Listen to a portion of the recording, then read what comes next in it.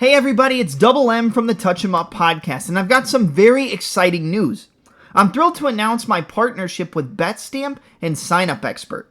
Now you may be wondering what that is, but this is opening up an incredible opportunity for you to join some of my favorite sports books in order to get the best odds and new user offers depending on the event. Head over to my dedicated sign-up page, which I've linked in the description at signupexpert.com/touchemup. This will allow you to explore a selection of sportsbooks tailor-made to your specific region without you having to do any additional work. So without any further ado, if you're ready to support the Touch 'Em Up podcast just one step further and also catapult your sports betting experience at the same time, make sure to follow my Sign Up Expert link that's posted in the description of this video whenever you sign up to a new sportsbook.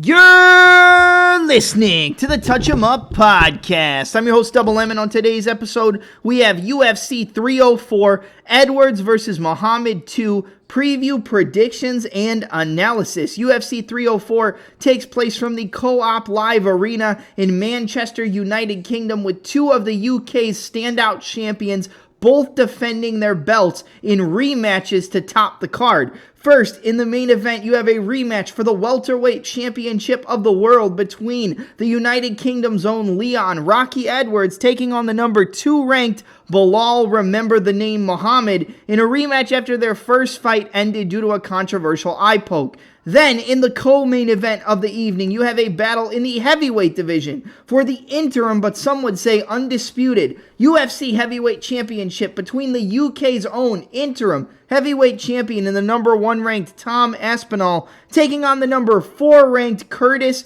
Razor Blaydes. You have UK versus Chicago in the top 2 fights on the card with belts on the line. Will the UK remain champions in both fights, or will Chicago, Illinois take 2 belts back to the Windy City? Without any further ado, let's get this started and step into the ring. All right, guys, did you like that intro? A little bit different from what we normally do, but I felt like it was appropriate. Obviously, you can see the first fight on the card that we're going to break down. We did pretty well last card with the UFC Fight Night. We went 7 out of 11 on correct picks, and we had Choi by KO, we had Haider Emil by KO, and we had Bruno Silva by KO. All fighters who opened up as dogs. We had Trey Ogden to win in round 3, which I wanted to throw up because that definitely should have happened, but you know, MMA's gonna MMA. But yeah, we're not going to break down every fight on this 304 card because there's just some fights that I don't feel are worthy of being broken down. Like, I don't really feel like spending time on Kiefer Crosby versus Sam Patterson. I don't feel like spending time on Bukauskas and Pragnio. And I don't feel like spending time on Sean O'Bannon and Ravona Oliveira. Like, I'll give you quick predictions for these fights. Without a breakdown, I'll go Sam Patterson by submission. I'll go Ravona Oliveira by decision, and I'll go Modestas Bukauskas by decision. I mean, obviously, I didn't even watch tape. That's just off the top of the head. Predictions for those fights. You know, if you want in-depth breakdowns, I mean, let me know in the comments. I'll type something up and check out some footage. Also, we've got Mick Parkin and Lucas Bredsky. I'll go Mick Parkin by TKO.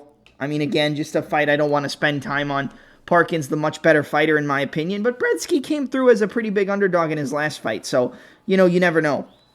But we'll kick it off with the first fight up that we're going to break down in the middleweight division between Christian CLD Leroy Duncan taking on Gregory RoboCop Rodrigues at 185 pounds. 15-5 for RoboCop, 10-1 for CLD.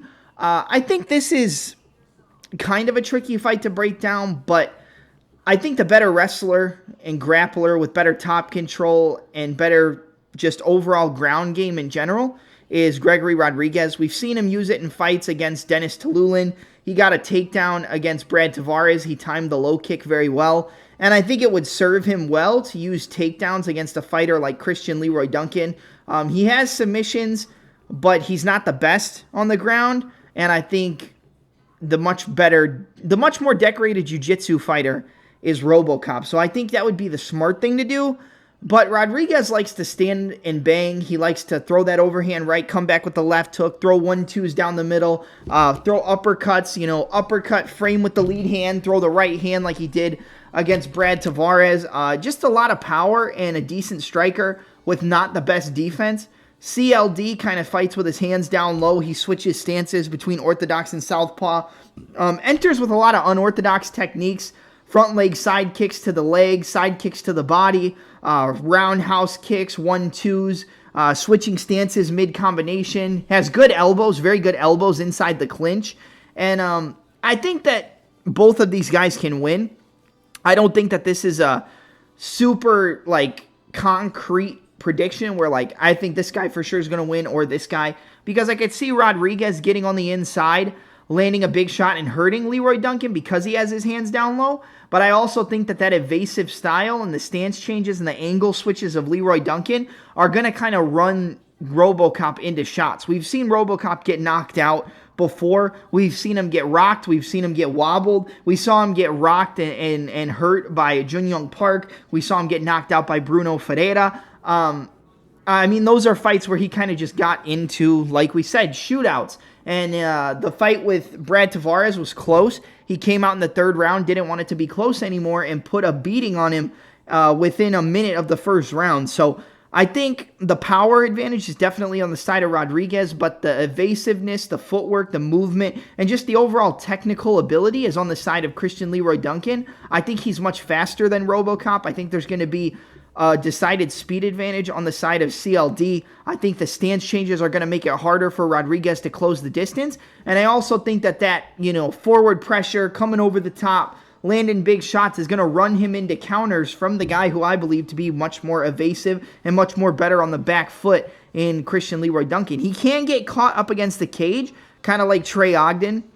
You can put him up against the cage and maybe hurt him with some shots, but he's pretty good at finding his way out and not being able to get trapped against the cage and just controlling the majority of the fight. I think it's probably going to be pretty similar to the Claudio Ribeiro fight in the fact that I think Rodrigues is going to run himself into a lot of counters from Christian Leroy Duncan. He's going to run himself into right hands. He's going to run himself into elbows over the top. He's going to run himself into some kicks to the body and other things like that. And the only way I really see Rodrigues winning is by getting takedowns, pushing CLD up against the cage, cutting him off, big left hook, big right hand, big uppercuts, and just making it a dirty fight. You have to make Christian Leroy Duncan, you have to make him uncomfortable. And I think Rodrigues is a guy who can do that, but I also think Leroy Duncan, with the movement, the evasiveness, the speed, and the danger in his own striking, I believe him to be the much more technical and well-rounded striker, which is why I think it would,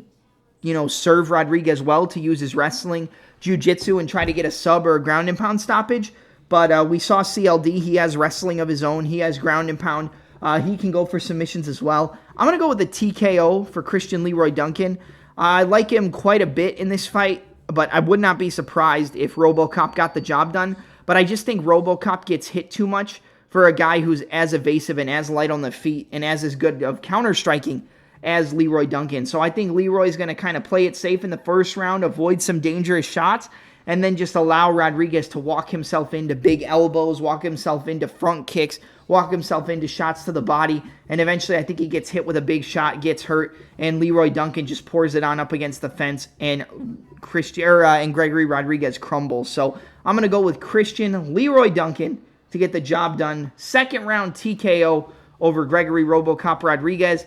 I don't like all the damage that Rodrigues has taken. Yes, he's an entertaining fighter. Yes, he has a much bigger power advantage in this fight, and he does have advantages in the areas that we talked about already, but I think CLD is just the better overall fighter. So I'm going to go with Christian Leroy Duncan, second round TKO in this fight.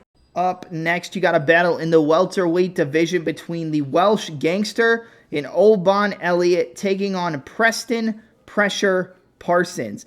I actually like this fight a lot. Going and watching tape on both of these guys, going into it, I was pretty heavy on the side of Elliot. I like his striking. I don't love his defense because he kind of doesn't have defense. He just runs himself into shots and tries to break guys and win wars.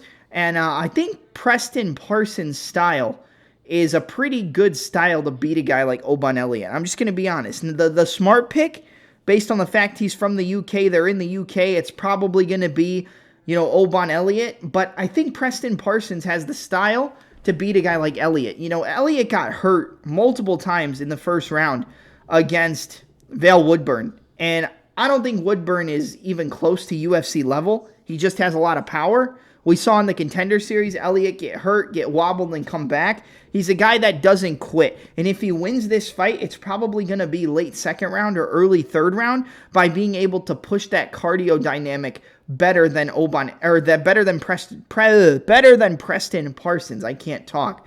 But I think Preston is more than capable of hanging on the feet. I think he's better defensively with his hands up, slipping, rolling, coming over the top with counter shots.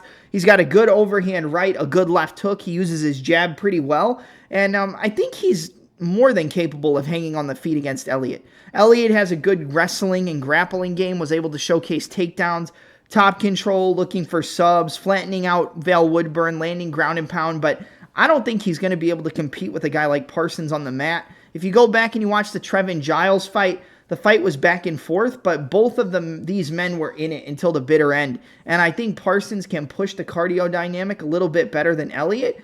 But like I said, I could see Elliot finding his way back into the fight and winning down the stretch. It would not surprise me because that's just the type of fighter that Elliot is. He gets hurt, he gets rocked, he gets wobbled, and then he finds a way to come back. But I think the better technical striker in this fight is Preston Parsons. Good overhand right, good left hook. Good usage of the jab, slips and moves his head pretty well. He does get hit. I'm not going to sit here and say he's like the Floyd Mayweather in the UFC, but he has decent defense and he moves his head well. And he moves his head while he's punching, which is something that a lot of fighters have trouble with. And I think he can compete with Elliot on the feet. I think he's going to land the cleaner shots. I think Elliot gets hurt. And in the Vail Woodburn fight, he was able to shoot takedowns when he was hurt and, get him. I think if you shoot takedowns on Preston Parsons when you're hurt, he's going to be able to look for a guillotine. He's going to look for triangles. He's going to look for arm bars. He's going to look to sweep you. He's going to look to sprawl, spin, and take your back. And I believe him to be the much better technical jiu-jitsu fighter and the much better wrestler in this fight as well. There's no place I really think Elliot is too much better than a guy like Parsons in this matchup. I do think down the stretch, like we already touched on, that Elliot can win, but I think he gets clipped on the feet. I think Parsons lands the cleaner shots. I think Elliot only wins this fight if he tires Parsons out, and I think Parsons can push down the stretch. I mean, getting knocked out by Daniel Rodrigues isn't a bad thing. That's not a bad thing at all. Like, that wouldn't be a terrible thing to happen to anybody because Rodrigues is a very, very solid striker. But I think Parsons wins this fight. I think he has Elliot covered everywhere. He just can't get in to a shootout and make it too hectic. He's got to stay technical. He's got to stay patient. He's got to pump his jab. He's got to find his counters. He's got to use his wrestling, his counter wrestling, and just not make it a wild brawl. If you make it a brawl, if you make it too reckless, that's where a guy like Elliot can break you because he loves thriving in those reckless fights. You have to you have to be smart. You have to stay patient. You have to put your strikes together. You got to find the counter shots, and you got to use your wrestling to maintain top control and jiu-jitsu to potentially set up submissions during a scramble. And I think Preston Parsons is a guy who can do that. So I'm going to go with Preston Pressure Parsons to win this fight. I'm going to go with a late second round or early third round sub. I'm going to go with late second round rear naked choke submission. I think he can find it. I think he has the style to beat a guy like Elliot. And yeah, I just like him a lot after watching the tape. So give me Preston Parsons, late second round rear naked choke. Again, going against a guy from the UK, it's not the best idea because if it's close, the judges probably will sway it towards them. But I think Parsons is the better fighter. So Preston Parsons, late second round rear naked choke submission. All right, up next is a late addition to the card. It was originally set to be Colin Loughran taking on Ramon Tavares, which is a fight I was actually very excited to see, and I was probably going to be siding with the underdog in that fight. But we got a late replacement with Colin Loughran taking on Jake Hadley. His name is the White Kong, I think. Let me make sure because I don't want to. Yeah, the White Kong, Jake White Kong Hadley. 10-3 in the US, or 10-3 as a pro MMA fighter. Colin Loughran 9-1. I'm going to be honest, I think the size advantage of Loughran is going to be a big problem for Hadley. You got to think that Hadley's a 125er. This fight's at 35. It's late notice. It's probably just him taking a fight to fill in, and he's not really built for 135 because he's not a huge 125er. He doesn't look extremely big or tall when he's inside the cage. But when you really look at this fight from a technical perspective, I think the faster striker is Jake Hadley. I think Hadley has decent front kicks, good 1-2s. He moves well. He's very good at getting that outside angle. But he can get clipped and can get hurt. But I do think the speed advantage is going to be big for him against a fighter like Loughran. I think Loughran, to win this fight, is going to want to use his size, use his strength, push Hadley up against the cage, get takedowns, get to the top position, kind of like he did against Angel Pacheco. I think it's a similar style of fight where the output, the volume, and the speed is going to be on the side of Hadley, who is the smaller fighter, but the power, the takedowns, the top control are going to be on the side of Colin Loughran. I think Loughran, the Don is his nickname. I think he's going to look to push Hadley up against the cage. I think he's going to look to get takedowns. Hadley has very good submissions, though. I would not be surprised if Loughran got the takedowns, but then put himself into an armbar, put himself into a triangle, put himself into a guillotine as he shot. Like, I think Hadley is live in this fight. I don't really rate Colin Loughran that high. You know, I picked him to win against Taylor Lapilus, and, you know, watching his next fight against Angel Pacheco, he looked good. He hurt Angel Pacheco on the feet. But the later that fight went, the pressure, the forward pressure, the pace, the combinations, they were starting to get to Loughran, you know, the longer that fight went. And he even got rocked at the end of the third round. I don't rate Colin Loughran that high. I think he's UFC level, but I think he's a guy who's more than capable of being exposed against the right stylistic matchup. I think Hadley, being the smaller fighter, it does push me towards the side of Loughran, but it wouldn't shock me one bit if Hadley stunned him on the feet, landed a big shot, was too fast, was piecing him up on the outside, not allowing Loughran to close the distance, and then was able to go for guillotines, was able to go for arm bars, was able to go for triangles, and was able to win this fight. I'm going to go with Jake Hadley. I think he can win this. He's smaller. He's going to be at a size disadvantage. You know, the smart pick might be Loughran, but because he was training for a fight, because he was getting ready. But I think Hadley has the style to stay on the outside, use that shoulder roll, throw the 1-2 down the middle, throw the hook, and be able to fend off some of the takedowns and go for submissions and even win some scrambles and make this fight close. I think the volume is going to be heavily on the side of Hadley. I think the power and the strength is on the side of Loughran. And I know Charles Johnson hurt Hadley, you know, at certain points in their fight. And I think Loughran does have power, but I don't think he's going to hurt or finish a guy like Hadley. I think if he does, it probably is a sub, but Hadley has very good jiu-jitsu and, you know, can win fights in bad positions. But Hadley hasn't had the best UFC career either. Loughran is 1-1 in his UFC career, so we haven't seen too much of him inside the UFC. Yes, we've seen him in Cage Warriors. Yes, we've seen him in other promotions, and he looks good, but I don't rate Loughran that high as an overall mixed martial artist. I think this is kind of a coin flip, even on short notice, because of the reasons that I already mentioned. But, I don't know. I'm kind of thinking about switching my pick, just because Hadley hasn't had the most success in the UFC. I'm going to go with Loughran. You know, I wanted to pick Hadley, and originally that was going to be my lean. But I just think that the short notice, it really pushes me towards Loughran because he was in training camp. He was getting ready for a fight. He's going to be the much stronger, more muscular, like overall better ability to control the fight is the way I look at it. And I think he's going to use a lot of grappling here. Could easily get caught in a submission from Hadley. Hadley's going to be much faster on the feet. His combinations are going to be much faster. I'd like to see Hadley win, but my pick is going to be Colin Loughran. I'm going to go Loughran. Late second round ground and pound TKO for this one. Up next, you have a battle in the women's strawweight division between Meatball Molly McCann fighting in her hometown, taking on Bruna Brasil. I think a lot of people are just going to blindly pick Molly McCann here, and she does have more output. She's very strong. We saw in her last fight against Diana Belbita that she can use her wrestling. She can get takedowns. She did go for submissions. And she looks like she's elevating her MMA game. Bruna Brasil hasn't had the best UFC career. her only real win, aside from the Contender Series where she knocked out McCann with a brutal head kick, was a decision win over Shauna Bannon, who also fights on this card. I think the more technical fighter is Bruna Brasil. I'm not going to lie to you. She uses a good check hook. She uses good 1-2s down the middle. She's long. She knows how to use her reach, but she can get hit. I'm not going to sit here and tell you she has the best defense. Molly McCann hits hard. She pushes forward. One of those big overhands, one of those big hooks, a spinning elbow like she hurt Luana Carolina with in one of her fights before. I think that she's going to come forward and look to put it on Bruna Brasil. I know Brasil got knocked out by Denise Gomes, but I think Brasil as an overall mixed martial artist is actually very good. I just kind of feel like the volume is the biggest issue. McCann is probably going to throw more. She's going to be looking to put combinations together, and Brasil's just going to stay on the outside, try to use her length and her reach, and pick her apart. Jab, check, hook, 1-2 down the middle, body kick, front kick, looking for head kicks.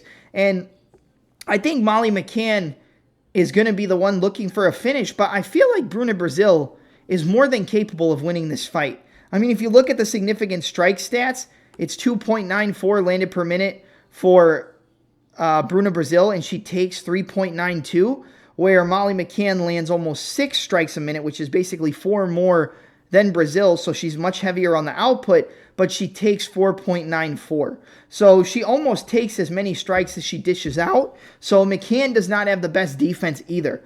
I think that McCann's going to try to make this dirty. She's going to try to get in her face. She's going to try to beat her up on the inside, and I could see her running into a big counter from Bruna Brasil and getting hurt. I could see her getting hit with that big 1-2 down the middle. I could see her running into just a straight punch as she closes the distance. I could see her getting hit with a knee if she tries to shoot a takedown, or maybe even getting caught with a head kick if she rushes in and Brasil's able to use that check hook to take the angle and then throw the head kick. We know that McCann's going to look to push Brasil up against the cage, but we've seen Brasil have decent takedown defense, decent ability to push her opponent up against the cage and control them. The better mixed martial artist is Bruna Brasil, but she's not the most durable. Molly McCann, she lost to Erin Blanchfield. That's not a bad loss at all. She got submitted in the first round by pretty much putting herself into an armbar against Julia Stoliarenko, which was her only win condition, and she basically gave it up early. And then she beat Diana Belbita. Looked pretty good in that fight, but Belbita hasn't had the most success in the UFC, kind of like Bruna Brasil. But I think Brasil is much more technical. I think Brasil uses her 1-2 very well, throws head kicks like we talked about, and she can compete in the clinch battle and push McCann up against the cage. I know McCann's going to have the hometown advantage. She's going to come in. She's going to come in looking to win. But I'm going to be honest. I like Bruna Brasil. I like Bruna Brasil here. I think she can get the W. I think the number on Molly McCann is insane. There's no way she should ever be almost a 3-1 favorite or over a 3-1 favorite. It makes no sense. She's not that good. I'm not shitting on her as a fighter, but we've seen her look real good in some fights, look real bad in others, and make other fights close that probably shouldn't have been. So I think Brasil, I like her length, I like her reach, I like the use of the check hook and the footwork, I like the jab, the 1-2, and she puts combinations together well. So I'm going to go with Bruna Brasil. I'm going to go with the big underdog. I think she can win this fight, and I think McCann is a perfect stylistic matchup for a fighter like Brasil, because I don't think McCann has the power of a Denise Gomes. Yes, she has power, but I don't think she's going to put her out like Gomes did. So give me Bruna Brasil. I'm going to go with Brasil actually by a TKO. I think she lands something as McCann comes in, hurts her, and puts her down.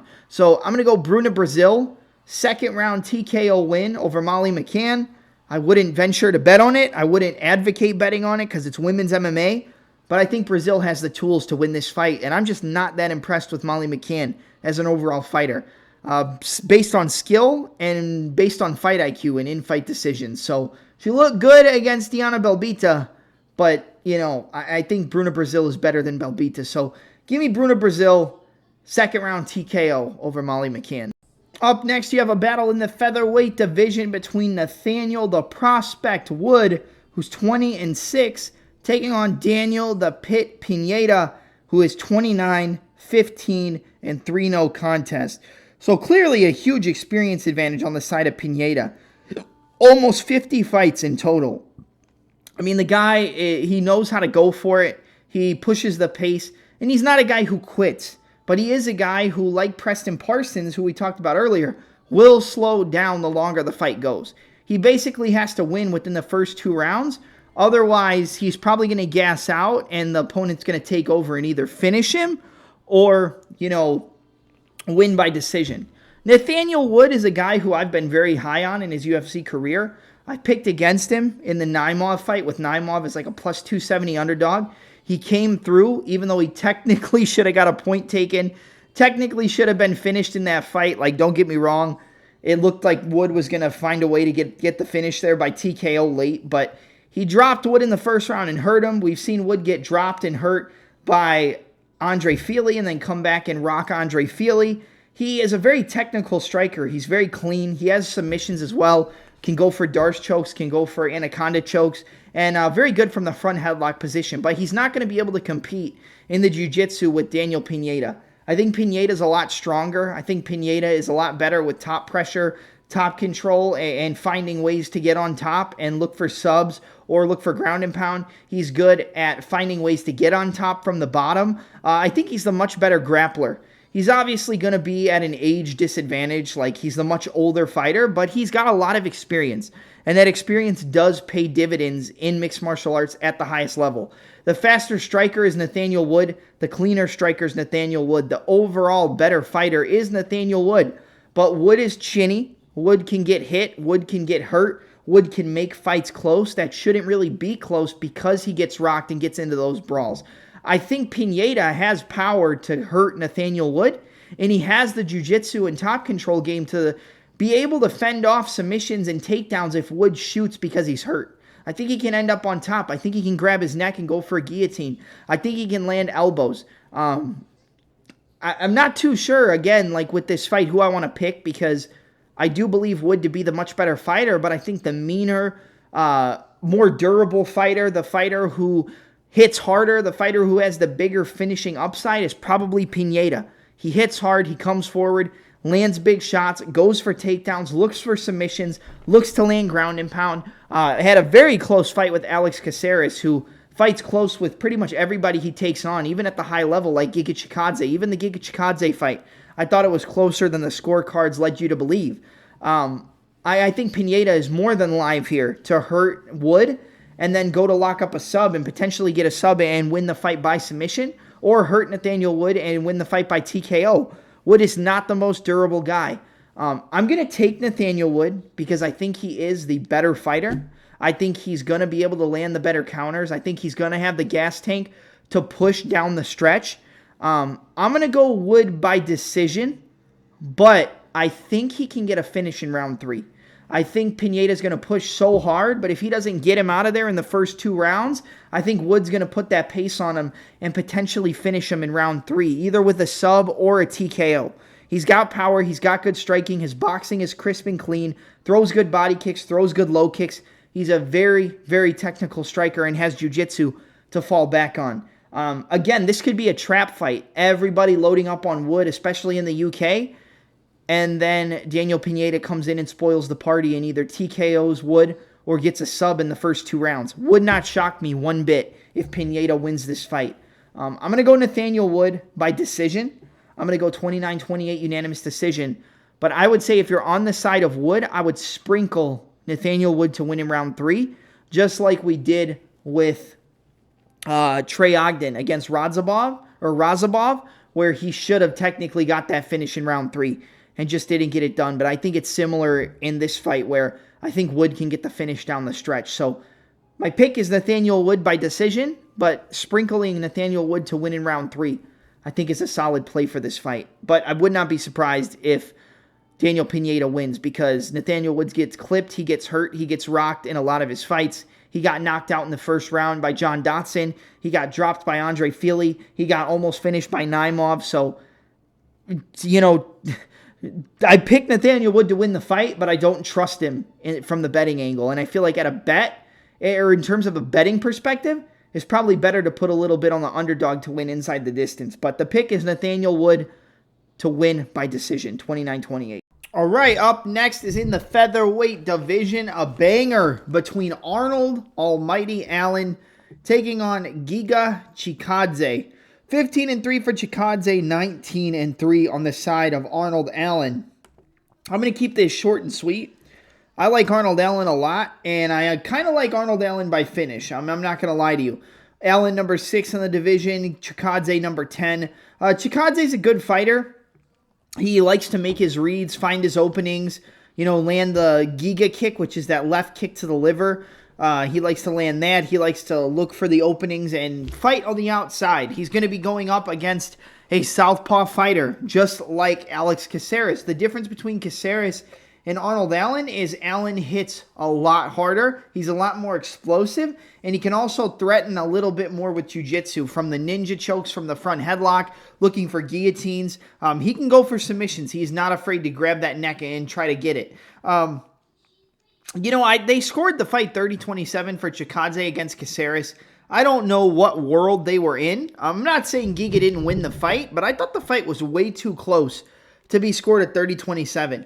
And if you're going, real close to a decision with Alex Caceres, I think Arnold Allen is going to put a whooping on you. Now, Movsar Evloev and Chikadze are a little similar, except Chikadze is going to be much more willing to stand and strike and not look to use the grappling. The biggest problem for Allen against Movsar was the takedowns, the control, because on the feet it was pretty close until Allen got hurt later on in the fight, and that's what really swayed it towards Evloev. But Giga Chikadze, he can hurt you. He has that kick to the body, the good 1-2 down the middle, but Allen's really good at getting that outside foot. He's really good at finding that check right hook, the straight left hand right down the middle, 2-3, and he cracked Max Holloway a couple times in their fight. I know Holloway won the fight and won it pretty clearly by decision, but Allen was in that fight, and he was cracking Holloway with some big shots. Arnold Allen is the much more powerful striker, in my opinion. I think he's very good at getting that outside foot position, and I think that's going to give Giga some trouble fighting a fighter in the opposite stance. I think Giga does much better against orthodox stance fighters. When he has to get that outside angle and find his openings, it takes him a little bit longer to make the reads and find his openings, and I think against a fighter who's as explosive as Arnold Allen, that's going to be a problem. I could see Allen clipping Chikadze and then grabbing his neck for a submission. I could see a TKO from Arnold Allen. I'm going to go with a finish for Arnold Allen. I think he's going to put Chikadze away. I'm not so sure if it's going to be a TKO or a submission because I think both are live. I think he can hurt Chikadze and then grab his neck and sub him. I think he can hurt him on the feet and rock him. And I also think he can win a decision. Chikadze fights way too close with most people. And yes, he did finish... Edson Barbosa, which is a big feather in his cap. But, I mean, getting that body kick against Cub Swanson, who's been historically susceptible to body shots and low kicks and things of that nature, it's not, too crazy that he was able to finish a guy like Swanson. But I think Allen is much better on the feet. I wouldn't say much better as an overall striker, but I think he's much better as an MMA striker. I think he gets that outside foot and gets those angles extremely well, finds the pathway for that straight left down the middle, lands that check right hook. He has head kicks as well, like he hurt Sadiq Youssef with, and he can fight close as well with most people, but I think the more impactful shots are going to come from Allen, and I think Allen's going to hurt Chikadze and sub him late in the fight. I'm going to go Arnold Allen to win this fight via I'm going to go a second round guillotine or a ninja choke. I think he's going to hurt Giga with something, rock him, make Giga try to panic wrestle, and then get his neck caught and get subbed. So I'm going to go Arnold Allen, second round ninja choke submission against Giga Chikadze. I think Arnold Allen's going to look real good in this fight. He's a huge favorite. I wouldn't bet him at like a -3 or 400. But I think taking a stab at Arnold Allen inside the distance or Arnold Allen to win in round 2 or round 3 is probably the best way to target this fight, at least from a betting perspective. So I like Arnold Allen. I think he gets the job done, and I think he finishes Giga Chikadze. I'll go late second round ninja choke submission, but it could be a TKO as well because Arnold can crack. All right, up next, we've got a fight that I think everybody's looking forward to in the flyweight division between Muhammad Mokaev taking on Manel Starboy Kape, or Kape, however you want to say it. Kape and Mokaev, this is going to be a good fight. This is a fight that I don't think you should bet on, whether you're on the underdog or the favorite. but I am leaning towards one side, and that's obviously what this breakdown is for. I think the fighter who has the better striking, we don't really have to think about it. It's going to be Manel Kape. I'll say Kape for this video so I don't go back and forth. Kape has better striking. He moves well. He switches stances pretty seamlessly. I think that's the thing I've noticed the most on tape with Kape is he switches between orthodox and southpaw so fluently and so flawlessly. And that's something that I do think is going to give Mokaev some trouble here. He'll go jab, 1-1-2, switch southpaw, lead uppercut, right hook, straight left, left hook, straight right back to orthodox. And he just puts his combinations together. And he knows when to put on the gas if he has you hurt. He'll push you up against the cage and he'll start to unload. He likes to make reads. And he doesn't come at you full blast in the first round. But if you look at the Felipe Dos Santos fight, man, that's one of my favorite flyweight fights that's ever taken place inside the UFC. If you haven't watched Manel Kape take on Felipe Daytona Dos Santos, do yourself a favor and go watch that before this weekend. But in watching that fight, I noticed a lot of things that I didn't like about Manel Kape. And the biggest thing is the fact that he leaves his head on the center line when he throws his combinations. He moves well prior to throwing. He throws very quick. It's very short hooks. He just kind of turns it over and sneaks it in there, finds a home for that straight down the middle. But he doesn't move his head. Man, if you throw straight punches at Manel Kape, you can hurt him. I mean, that's exactly what Felipe Dos Santos did. That straight right hand, the 1-2, simple combinations, 1-2 down the middle, and he kept tagging Kape. And I think Mokaev is at a striking disadvantage in this fight. I'm not going to say he's on the level of striking that a Manel Kape is, but I think he can throw those straight punches. I think he can throw straight punches. He can go for shots up the middle, maybe uppercuts or knees, but I would think that would more come from Kape because he's going to expect the wrestling onslaught from Mokaev. But I really think that the path of least resistance is for Mokaev to get the takedowns. The longer he stays on the feet with Kape, I think it's going to favor a guy like Kape because he's faster, he's more technical, he's cleaner. But the earlier he gets Kape down to the ground, I think Mokaev can make easy work of Manel Kape on the mat. I really do. And I think that's what we're going to see, man. I think a KO is live here for Mokaev. I said it in a group that I'm in. I said it on Narco Cops Patreon or whatever it is, Discord, I'm sorry. And I think he can knock him out because he doesn't move his head. He might disrespect the striking of Mokaev so much that he might get hit with a straight shot down the middle and get sat down. He might get hit with a knee as he fakes a level change. Maybe he goes to stop it. He throws a knee up the middle. He could get hit with an uppercut. Like, there's shots that I think Mokaev can clip Manel Kape with and hurt him. And here's the thing. He can go for a TKO. Maybe he gets a KO on the feet. But he can also hurt him, drop him, take his neck, or then spin around and take his back. And now Mokaev's probably looking at a submission or a ground and pound finish. I think there's I think it's possible there's a ground and pound TKO from Mokaev because I think there's just levels difference when the fight hits the mat. I think Mokaev is going to get those takedowns. We've seen him struggle a little bit more in recent fights. He struggles to get the finishes in some fights, but he finds a way, man. This guy finds a way. I know he didn't finish Alex Perez, but we saw before the lead up to the fight, he was vomiting the day of the fight, and it was just, he was in really bad shape, and he still pushed a decently high pace, even being as sick as he said that he was. I think Mokaev, like I said, he's going to be at a speed disadvantage. He's going to be at a volume disadvantage on the feet. But the only thing I say about the volume side, if somebody brings that up as an argument, is the fact that, yes, he's going to be at a volume disadvantage, but Kape doesn't throw a lot of volume until he sees that he has you hurt. And based on the fact he's probably going to be hesitant to push forward too hard because of the level change and the takedowns and the angle changes during the takedowns of Mokaev, we might see kind of a staring match, which is going to open up the striking game of Mokaev. And I think it's going to be hard for Kape to hurt Mokaev on the feet because he's not going to want to push forward as much based on the high-level wrestling and takedowns of Mokaev. So I like Mokaev to win this one. I think he finishes Kape. I'm going to go with a club and sub for Muhammad Mokaev. If it goes to decision, I would not be shocked. So I wouldn't say go bet an inside the distance because that's burned us before with Mokaev. But most of the time he finds a way. I'm going to say they strike on the feet. Kape's getting the better of the exchanges. And then he gets caught with a straight punch. He gets sat down. He tries to get back up. Mokaev jumps on his neck, takes the guillotine, and gets a finish. I'm going to go Muhammad Mokaev, late second round, guillotine choke. You know what? I'll give Kape the benefit of the doubt. I'm going to go Muhammad Mokaev, third round, guillotine choke submission after he hurts Manel Kape on the feet for him disrespecting his striking. So Kape gets dropped and subbed. Round 3, guillotine choke submission from Muhammad Mokaev. Great fight. Really looking forward to this matchup, but I could see this playing out a little bit uneventful when everybody's kind of looking forward to it. But this is a great matchup between two of the highest level flyweights in the division. All right, up next we have the featured bout of the evening in the lightweight division. I would say that this is people's most look forward to fight on the entire card, aside from Mokaev and Kape, with King Green, formerly known as Bobby King Green, taking on Paddy the Baddie Pimblett.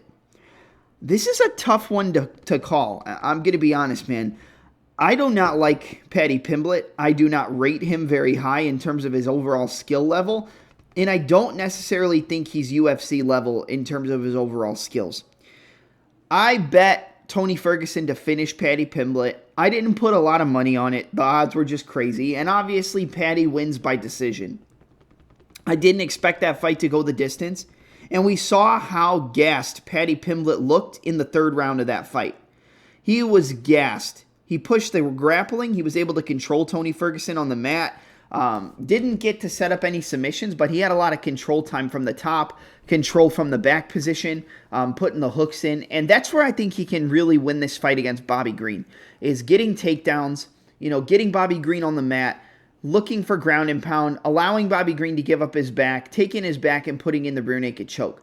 I think the path of least resistance, just like Mokaev versus Kape, the path of least resistance for Paddy Pimblett is to strike for a little bit, get a level change, get the takedown, take his back, put the body triangle in, and try to control Bobby Green on the mat. I don't think Bobby Green is easy to take down. He got taken down and TKO'd by Islam Makhachev in the first round, but it is what it is. That was on short notice. Other than that, Bobby Green is not an easy guy to take down. So I don't think Paddy's going to have the easiest time doing it, but I think he is the better fighter on the mat in terms of the grappling, the top control, the jiu-jitsu, and setting up submissions. Now, Bobby Green was able to finish Tony Ferguson with an arm triangle choke submission at the end of the fight and put him out cold. No debate. The fight was over. And Paddy had Tony Ferguson on the mat and wasn't able to finish him. So how much higher level of a grappler is Paddy Pimblett than Bobby Green? Or King Green now, I'm sorry. I'm going to say Bobby Green a lot, so just get ready because I'm not used to the King Green name yet. But I do believe Paddy Pimblett is the better grappler. I think he's overall better. I think he has the best chance to win this fight by getting Bobby Green down to the mat, getting on top, getting to the mount, looking for ground and pound, and looking to set up a submission. I think if Pimblett wins this fight, it is by submission. But I will say Bobby Green's hands low style, the shoulder roll, the catching, the catch, the roll and catch type of boxing defense that he adapted for MMA, I think that Paddy Pimblett can catch him with a straight shot. I think Bobby Green is the much better striker, and I honestly think he's going to beat the piss out of Paddy Pimblett on the feet. Paddy Pimblett is not on the same level of a Bobby Green when it comes to the striking. The jabs, the 1-2s, the combinations, putting combinations together to the head, to the body, the front kicks. Paddy Pimblett doesn't have the best defense, and he doesn't have the best striking overall, but he has a good right hand down the middle. The 1-2 is probably his best option, and maybe the uppercut up the middle if he fakes a level change and throws an uppercut, if he's able to get Bobby to respect his wrestling. Fake the takedown, boom, come up the middle. I do think that he has a chance to stun Bobby Green because we've seen Bobby Green get hurt. We've seen him get put down. But I will say, I don't think Paddy Pimblett's going to be the guy to knock out Bobby Green. I think if he wins, it's probably submission by taking Bobby Green down, getting on top, and then landing some ground and pound and trying to get him out of there that way. But I'm picking Bobby Green to win this fight. I think Green is going to be so much faster than Paddy Pimblett on the feet that Pimblett's not really going to know what to do. Then the speed advantage that Paddy isn't used to is going to make him more obvious to shoot the takedowns, and he's going to be running into shots as he tries the level change. And I think Bobby Green's going to win this fight by TKO. I'm probably going to be looking at a round 2-3 TKO round combo bet for Bobby Green. I'm just going to be honest with you. I think he finishes Paddy Pimblett because he's so much higher level on the feet than Paddy the Baddy. The 1-2 down the middle, the double jab, the left hook, right hand. When he puts his combinations together, his counter striking, it's all there. He leaves himself open. He always fights with his hands down. That's just his style. And yes, he could get hit with a big shot from Paddy and get hurt. Don't get me wrong. Bobby Green gets wobbled in a lot of fights, even if he doesn't get finished. So I would not be surprised if he completely disregarded the striking of Pimblett and got caught with a big shot and put down. But I think Bobby Green's going to be way too fast for Paddy Pimblett. I think he's going to put his combinations together. I think he's going to get taken down once, maybe twice, get back up to the feet, and then be able to put those combinations together and just pepper up Paddy Pimblett. The takedowns are then going to become more telegraphed because he's going to be getting hit on the feet so bad that he doesn't want to strike. That's going to make it easier for Green to stuff it, maybe stuff it, frame off, uppercut hook, 1-1-2. And I think he's going to just put so much damage on Paddy Pimblett. He's going to bloody his face up, and he's going to put him down, and the ref's going to stop it. I'm going to go with Bobby King Green to defeat Paddy the Baddy Pimblett via late second to early third round TKO here. I think this is going to be the coming out party for Bobby Green. Keep putting your money on Paddy Pimblett because if Bobby Green gets to an underdog, that's definitely something that I'm going to be playing. But give me Bobby Green via TKO late second, early third round over Paddy the Baddy Pimblett. This is where Paddy gets exposed. All right, and now we're at the co-main event of the evening for the interim UFC Heavyweight Championship in a rematch between Tom Aspinall and Curtis Razor Blaydes. Listen, I think Curtis Blaydes' striking gets disrespected a little bit. I do. I think that his 1-2 down the middle, his jab, it's pretty good. And he did hit Aspinall with a big shot at one point during their fight. Before it really got started, he threw a low kick and he timed him with the right hand and he hurt him.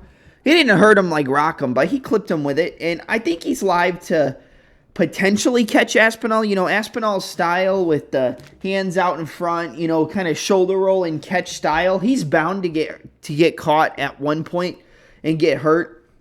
But I don't think Blaydes is going to be the guy to do it. I really don't. I think the longer he stays on the feet with Aspinall, it's just kind of a recipe for disaster. And I know Blaydes is a great wrestler, but go back and watch the Jailton Almeida fight. Sorry, guys, my allergies are pretty bad. Go back and watch the Jailton Almeida fight.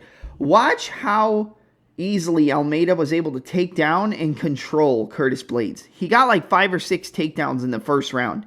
And that's a guy who isn't even really a heavyweight. He's a light heavyweight. Now, do I think Aspinall's going to wrestle with Blaydes? No. But I think he could time Blaydes coming in and get a takedown on him. I do. I think Blaydes is known as this great wrestler. And yes, he's a good wrestler, but I think he's a little bit overrated. And I think Tom Aspinall is going to show out in this fight. I think he's going to finish Blaydes. I could see a submission, but I think it's going to be a TKO. I think Blaydes is going to stand and strike on the feet for longer than he needs to, just like the Sergey Pavlovich fight. He's going to fake 1-2. I think maybe he hits Aspinall with a good shot, and that gives him more confidence to stay on the feet. And then eventually he just gets sniped with a big shot from Aspinall. Probably the straight right hand. We've talked about the straight right a lot on this podcast, and I think it's going to be the night of the straight right. I think that straight right down the middle is going to hurt him. He's going to wobble him. He's going to come uppercut hook, 1-1-2, kind of like he did against Marcin Tybura. Uppercut hook, bop, bop, bop. And then he's going to drop Curtis Blaydes, and he's going to finish him off. I'm going to go with and still Tom Aspinall to defeat Curtis Razor Blaydes via a second round TKO. I could see it being in the first. I really could. But I'm going to give Blaydes the benefit of the doubt and say he wins it in round 2. Blaydes isn't a bad fighter. Don't get me wrong. I'm not shitting all over him. But I don't think he beats Aspinall. I know he won the first fight, but that was due to an injury. And it wasn't really due to anything that Curtis did. The reason he got injured. Like I said, he could hurt him with that right hand down the middle. He does have a good right hand. So if he catches him coming in and times it and lands a right hand, he could hurt him. But I think this is Aspinall's time. I think he's going to hurt Blaydes and then put him out of his misery in round 2. So give me Tom Aspinall via round 2 TKO to retain his UFC interim heavyweight championship. And now we are at the main event of the evening for the welterweight championship of the world between Leon Rocky Edwards taking on Chicago's own Belal, remember the name Muhammad. I'm going to be honest, man. I'm not really excited for this main event. I don't think a ton of people are. I see a lot of people playing Belal Muhammad, and I kind of get it. You know, he's come up as an underdog in a lot of his fights. He's looked good in most of his recent outings. And people are going to say, well, that first fight, we didn't really get to see too much, and then there was the eye poke, and, you know, that's true. But I think what we saw, even though you can't really make those assumptions because it ended so quick, I think Leon was on his way to kind of piecing up Belal in that first fight. I'm just going to be honest with you. That head kick was clean. If he didn't get that hand up even a little bit, he probably would have put him down. He rocked him. Belal grabbed the clinch and pushed him up against the cage. He hurt him with a 1-2 down the middle. You know, Belal didn't even block it. I think Belal is elevating his game. I think he's a better fighter than the last time we saw them fight. And I think Leon is a much better fighter than the last time we saw him fight. You know, I think a lot of people are going to look at Belal and think that he has things that, you know, Leon hasn't seen before.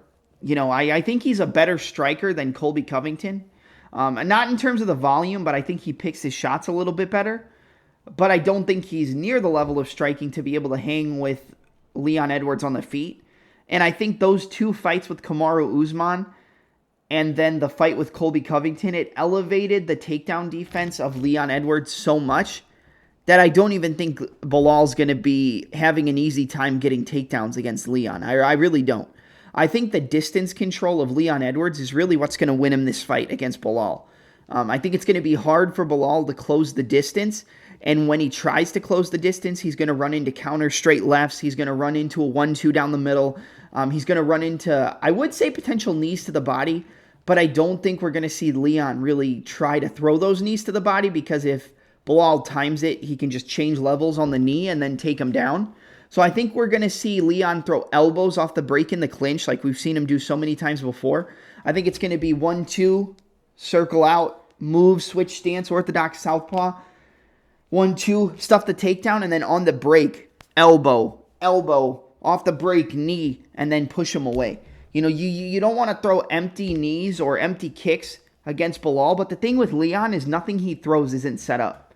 Leon sets up everything, which makes the game plan of the opponent a lot harder. Now, I think in the championship rounds, if Belal is still in there and we see Leon get tired from kind of teeing off on Belal, then maybe Belal's wrestling and forward pressure, and that can work in the later rounds. I think he can have a chance in the 4th and the 5th if he starts to slow Leon down. But I think Leon's cardio is pretty good. I mean, he found that head kick in the 5th round of a fight against Usman where he was getting dominated and then came back and pretty much won every single round, or at least 4 out of the 5 rounds in the rematch against Usman, and Usman couldn't barely take him down. We saw Leon get clipped and hurt in the Nate Diaz fight right at the end. Got hit with a left hook and a right straight and got rocked and, you know, hurt him really, really bad. I think that there's always a chance that Belal hurts Leon. Listen, is he a better striker than Leon? No. But if you catch anybody clean, you can hurt him. And I do think there's a chance that Belal can hurt Leon Edwards. I know everybody is, you know, crapping all over him in the lead up to the fight. No, I'm going to hurt him, and then I'm going to look to his corner, and I'm going to take him down, but I'm going to let him up. And then I'm going to hurt him again, and I'm going to TKO him. I think Belal's just trying to rile up the crowd there and rile up the fans. But I could see him catching Leon with a shot if he doesn't respect his striking, and then potentially just putting the volume on him like Nate Diaz should have done in the 5th round of their fight. I'm not saying I'm picking Belal by TKO, but guys, there is a world where he hurts Leon because Leon doesn't respect his striking. But that's the thing with Leon Edwards. Leon Edwards respects everybody, and he fights to a T with his game plan. And that's going to make it much harder for Belal to execute his game plan. It really is. I think Belal, if he's in the fight and he still has good cardio in the 4th and the 5th, then he's going to look good. You know, he might tire out Leon, and maybe he gets the 5th round, and maybe it's like 4-1 on the scorecards or 3-2, and Leon still wins. But I actually think Leon's going to knock out Belal in this fight. I think either a head kick, like he caught him with in the first fight, or potentially an elbow off the break in the clinch, like he like he used to perfection against Gunnar Nelson and RDA. I think the elbows off the clinch, because Bilal's going to be looking to go for so many takedowns, are going to be there. And I think that head kick is going to be there as well. I could see another Usman KO where he hits him with a head kick and just puts him down. You know, Bilal has been susceptible to high kicks in the past. Go back and watch the Jeff Neal fight. He got hit with a high kick and got hurt. He got rocked with a head kick in their first fight between Leon and Bilal. And I respect Bilal. I think he's gotten much, much better. I think the constant stance changes between orthodox and southpaw will work on a lot of guys, but I don't think it's going to work on a striker who's at the level of a Leon Edwards. Edwards' footwork, his distance control, throwing the shots at the right time, the straight punches, the head kicks, the elbows off the break. I just think that Bilal's in for a world of hurt here.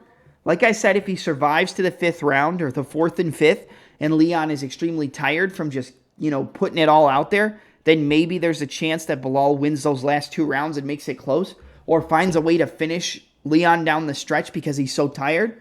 But I don't think Leon's really going to have that cardio problem, and I think he's going to fight to the best of his ability by keeping it on the outside, stopping takedowns, striking off the break with the takedown attempts with elbows, knees, pushing off on the head, keeping him on the outside, jab, 1-2 down the middle, circling left and right, boom, head kick, moving, 1-1-2, hook, boom, no low kicks. I don't think we're going to see a lot of low kicks or front kicks. I think it's going to be a lot of hip feints, fakes, and then head kicks, and then elbows, and then maybe knees off the break in the clinch. But I'm going to go with Leon Rocky Edwards to retain the UFC welterweight championship in his hometown of London, England.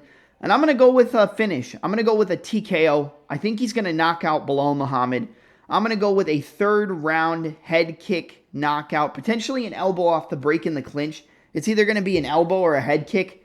So give me Leon Rocky Edwards and still your UFC welterweight champion via 3rd round head kick knockout against Belal Muhammad.